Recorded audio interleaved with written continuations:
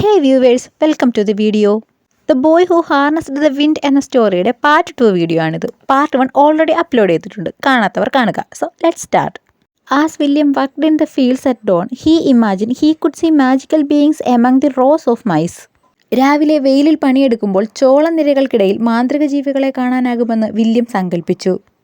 As trucks rumbled across the path, he wondered how their engines made them go.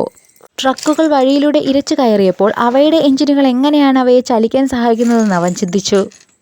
Look where you throw your hoe, his father would shout, shaking him out of his dreamy thoughts. നിന്റെ കയ്യിലുള്ള തൂമ്പ് എവിടേക്കാണ് നീ എറിഞ്ഞതെന്ന് നോക്കൂ, അവൻ്റെ അച്ഛൻ ഉറക്കെ ഇങ്ങനെ വിളിച്ചു പറഞ്ഞു. ഇതവനെ സ്വപ്നതുല്യമായ ചിന്തകളിൽ നിന്ന് ഉണർത്തി. But the magical beings of William's imagination could not bring rain.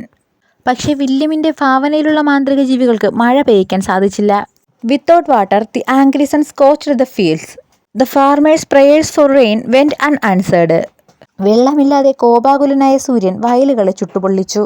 മഴയ്ക്കായുള്ള കർഷകരുടെ കാത്തിരിപ്പിന് ഉത്തരവും ലഭിച്ചില്ല. The rows of mice turned into dust. Without food, Malawi began to starve. Soon, William's father gathered the children and said, "From now on, we eat only one meal per day. Make it last." ചോളനിരകളെല്ലാം പൊടിയായി. ഭക്ഷണമില്ലാതെ Malawi പട്ടിണി കിടക്കാൻ തുടങ്ങി. താമസിയാതെ വില്യമിൻ്റെ അച്ഛൻ കുട്ടികളെ എല്ലാവരും വിളിച്ചുകൊണ്ട് പറയുകയാണ്, ഇനി മുതൽ ഒരു ദിവസം ഞങ്ങൾ ഒരു നേരം മാത്രമേ ഭക്ഷണം കഴിക്കൂ, അത് നീണ്ടു നിൽക്കട്ടെ. In the evenings they sat around the lantern and ate their handful of food, watching hungry people pass like spirits along the roads. വൈകുന്നേരം അവർ വിളക്കിന് ചുറ്റുമിരുന്ന് അവരുടെ കയ്യിലുള്ള ഭക്ഷണം കഴിച്ചു.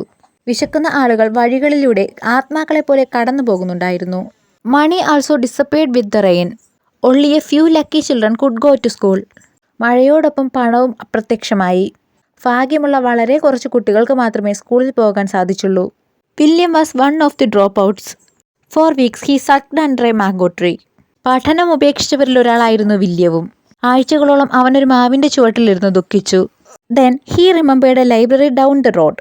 In the library he found science books filled with brilliant pictures. അപ്പോഴാണ് അവന് വഴിയരികിലെ ഒരു library ഓർമ്മ വന്നത്. ലൈബ്രറിയിൽ അതിശയകരമായ ചിത്രങ്ങൾ നിറഞ്ഞ ഒരു സയൻസ് പുസ്തകം അവൻ കണ്ടെത്തി. With difficulty he started reading. Soon he learned how engines moved the big truck, how radios pulled music from the sky. അല്പം ബുദ്ധിമുട്ടോടു കൂടി തന്നെ അവൻ പുസ്തകങ്ങൾ വായിക്കാൻ തുടങ്ങി.